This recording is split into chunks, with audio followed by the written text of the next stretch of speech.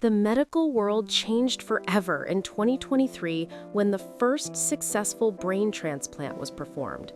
By 2026, the procedure had become refined enough that it was considered a viable option for certain patients with catastrophic bodily injuries but intact brain function.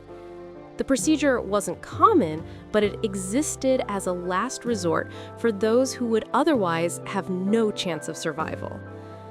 I never thought I'd be one of those people. My name is Jeremiah. I was an 18-year-old high school senior with a passion for mathematics. I lived a pretty ordinary life with my parents in a quiet suburban neighborhood. The most exciting thing about me was probably my aptitude for numbers, which had earned me the nickname Math Wizard at school. My math teacher, Ms. Deborah Harrison, or Debbie, as she insisted I call her outside of class, lived next door to us. Over the years, she had become more than just my teacher. She was like the older sister I never had.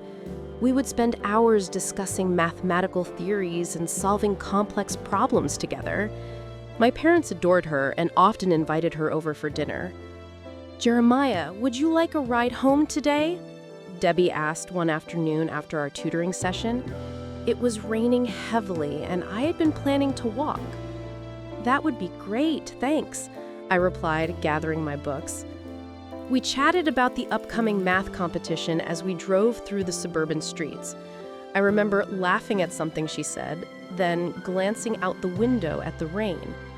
That's the last thing I remember before waking up 3 months later. According to what my parents told me, an out-of-control truck had hydroplaned across the median and hit us head-on. The impact was devastating.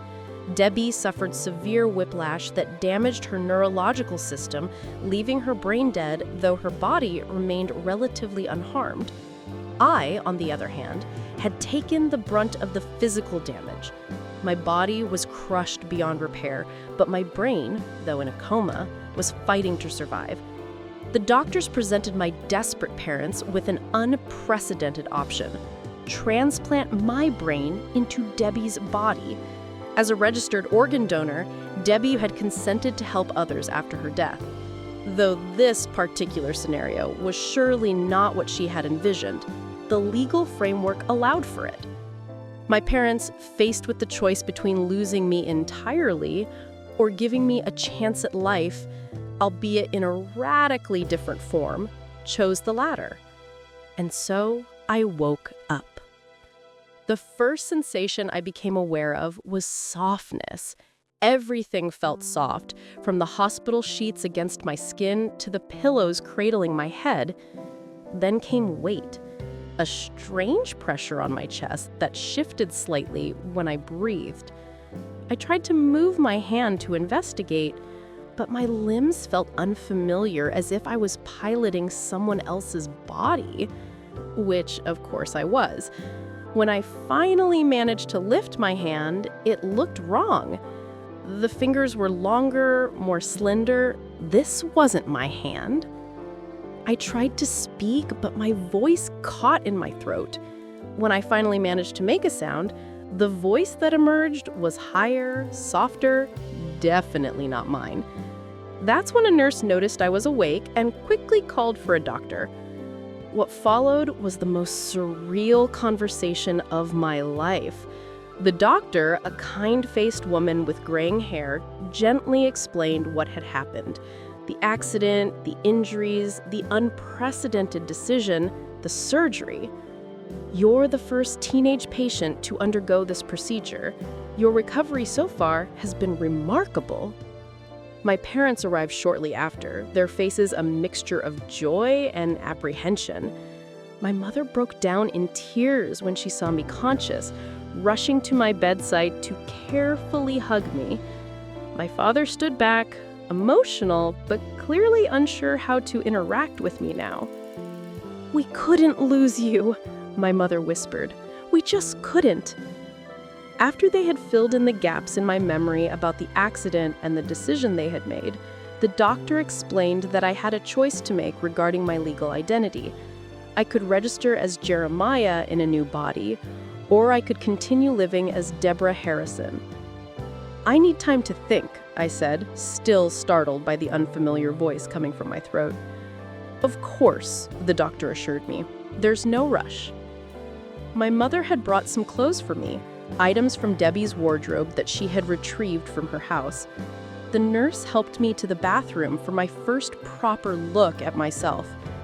Standing before the mirror was a shock I cannot adequately describe. The face looking back at me was familiar, but not as my own. It was Debbie's face, the same one that had patiently guided me through difficult equations and smiled encouragingly when I succeeded.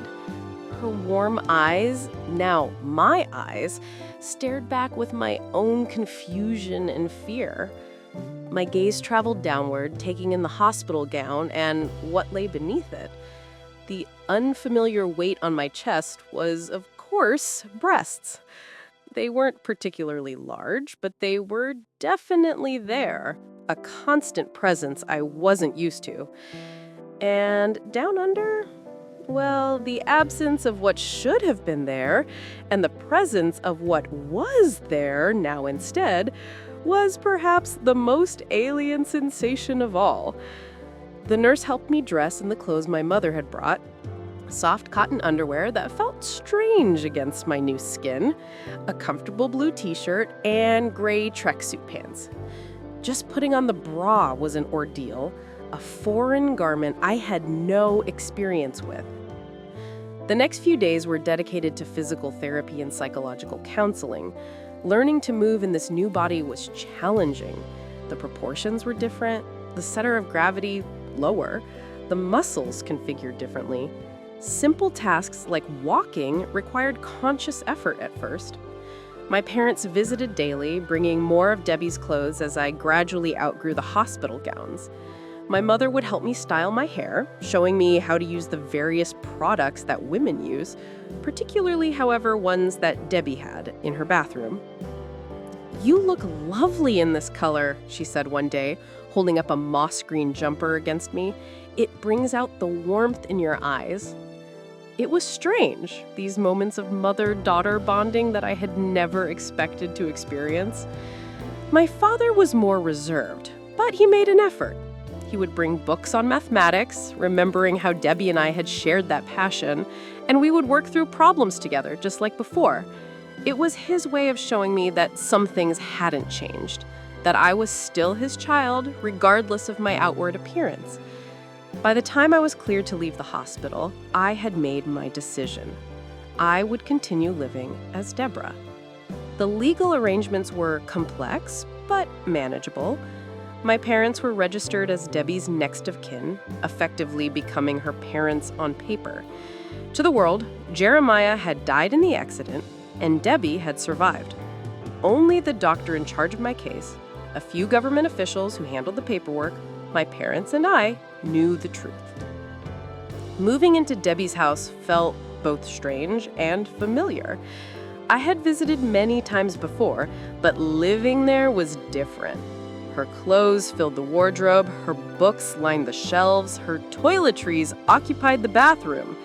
It was like stepping into someone else's life, which in a very real sense, I had.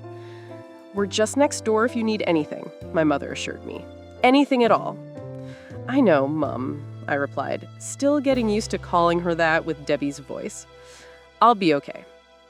The first night alone, I stood in front of the full-length mirror in Debbie's bedroom, slowly removing the comfortable outfit I had worn home from the hospital. The body revealed was undeniably female, with curves and contours that still felt alien to me.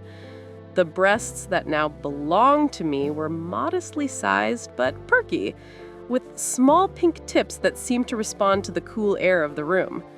The waist curved inward, the hips outward, in the classic feminine hourglass. I turned, examining my new self from different angles. The back view was equally unfamiliar, with rounded buttocks and the cascading fall of hair across my shoulders. Down under, between my legs, was the most foreign territory of all. I hadn't fully explored that area yet, still too uncomfortable with the reality of what had changed. I pulled on the pajamas my mother had laid out for me, the fabric sliding cool and smooth against my new skin. Then I crawled into Debbie's bed, now my bed, and tried to process the surreal turn my life had taken. The next few weeks were a crash course in being a woman. My mother was an invaluable guide, helping me navigate everything from makeup application to feminine hygiene. The first menstrual cycle hit me like a truck. The cramps and discomfort completely unlike anything I had experienced as a male. How do you deal with this every month? I groaned, curled up with a hot water bottle. You get used to it, my mother said sympathetically, handing me painkillers. But it never gets fun. Clothing was another frontier to conquer. Debbie's wardrobe was practical but feminine, full of comfortable yet stylish options. I started with the simplest items, gradually working my way up to more distinctly feminine pieces. The first time I wore a skirt, I spent ages in front of the mirror, adjusting it and watching how it moved when I walked. It felt oddly freeing around my legs after a lifetime of trousers. "You look nice," my father commented awkwardly when I wore it to dinner at their house. It was one of the few direct acknowledgments he had made of my new appearance. "Thanks, Dad," I replied, appreciating his effort. One significant hurdle was preparing to return to work as Debbie. As a math teacher with tenure, her position was secure, and given my own aptitude for the subject, I was confident I could handle the academic aspects. The social dynamics, however, were another matter entirely. I practiced in front of the mirror, adopting Debbie's mannerisms as best I could remember them. The way she tucked her hair behind her ear when thinking, the slight tilt of her head when listening to a student's question, her warm but professional smile. "I can do this," I told my reflection. "I can do this for both of us." That became something of a mantra. For both of us. Because in a way, I was living for two people now. I had been given this second chance at life through Debbie's body, and I felt a responsibility to honor her by living well in it. The night before I was due to return to teaching, I stood before the mirror again, this time dressed in one of Debbie's favorite outfits, a forest green blouse with subtle gold threading and a white skirt. The colors complemented my skin tone and eyes, and the fit was flattering without being too tight. "What do you think?" I asked aloud, imagining I was speaking to Debbie herself. "Do I look like a proper teacher now?" I adjusted the bead necklace at my throat, a simple pendant that Debbie had worn often. "I want you to know," I continued, feeling only slightly foolish for talking to a mirror, "that I'm grateful for this life you've given me. I promise I'll live it well for both of us. I'll take care of your students, your home, your body." I took a deep breath, straightening my posture the way Debbie always did when gathering her confidence. "You were like an older sister to me, and now I guess we're closer than anyone could have imagined. I'll make you proud. I promise." As I turned away from the mirror, I thought I felt something, a warm presence, as if Debbie was somehow there, watching over me, giving her approval. It was probably just my imagination, a comfort my mind created to help me cope with the strangeness of my situation, but it felt real, and that was enough. Tomorrow, I would step back into the world as Deborah Harrison. The students would see their familiar math teacher, not knowing that behind those warm eyes was a different consciousness, a former student now navigating a new existence. It wouldn't be easy. Nothing about this had been easy, but I was alive. I had been given a second chance that few would ever experience. A new body, a new perspective, a new life, and I was determined to make the most of it.